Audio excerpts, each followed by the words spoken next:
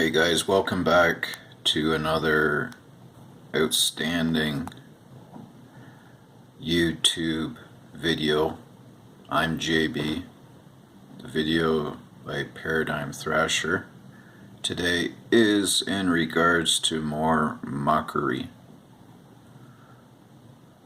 What we're seeing today in commercials for advertisements on TV, mocking the Bible. Okay. This one I've decided to do is in regards to the Tower of Babel. Okay. This is in the scripture, and this goes back to Genesis 11. And I'm going to read that to you in a minute, and it's going to go from 1 to 9. Genesis 11, 1 to 9. Now, in this particular scripture, at that time in Genesis, obviously that's early in the Bible, the whole earth was one language, okay, and one speech. So everybody at that point was communicating with everybody, not like today, where different languages sort everybody out so they can't communicate. But lo and behold, folks, what do we know? We have got Babbel. This is a language learning app that's new out.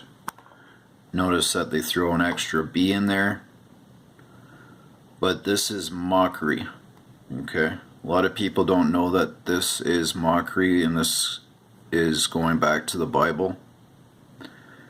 And this is very important, this story here, because this is where God divided the languages. Okay? So let's go ahead and take a look at the scripture. So these guys, Babbel, are mocking the Bible. There's no other, spiritual belief system out there that these guys mock each and every day. And they do it all the time, so I'm exposing it. And this is this one here, Babbel. It's a language learning, app, and it goes back to Genesis 11. And here we go again. Now the whole world had one language and common speech, and people moved eastward. They found a plain in Shinar and settled there. They said to each other, "Come, let's make bricks and bake them thoroughly." They used brick instead of stone and tar for mortar. Then they said, "Come, let us build ourselves a city with a tower that reaches to the heavens." Okay? They knew at that time their leader was Nimrod. His father was Cush, and I believe that was the grandson of Noah. So they had information and knowledge about the heavens and how they could build a tower up to the heavens, right? Because we're under the firmament, the dome. So they wanted to go up to the heavens so that we can make a name for ourselves. Otherwise, we'll be scattered over the face of the whole earth. Now notice again, the face of the whole earth. The earth has a face to it. Okay. So God saw what was going on, but the Lord came down to see the city and the tower the people were building. The Lord said, if one people speaking the same language they have begun to do this, then nothing they plan to do will be impossible for them. Come, let us go down and confuse their language so they will not understand each other. That's right at the start of the Bible. So God confused the language, scattered people abroad, so scattered people around the world at that time. This is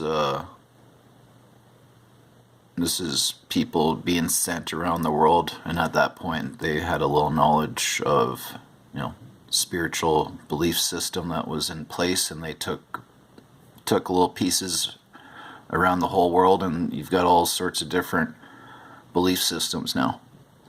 So the Lord, now we go with number 8 here. So the Lord scattered them from there all over the earth, and they stopped building the city. That is why they call it Babel.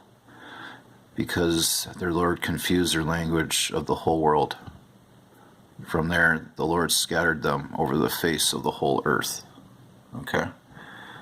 So they knew that they could build a tower up into heaven, but God doesn't want us up in the heavens, right? We're made for the earth here, and that's why we're never going to the heavens, and NASA and all this kind of stuff is ridiculous. They want you confused about where you're living, so this is just more mockery. Like I said, Babbel, it's just mocking the Bible.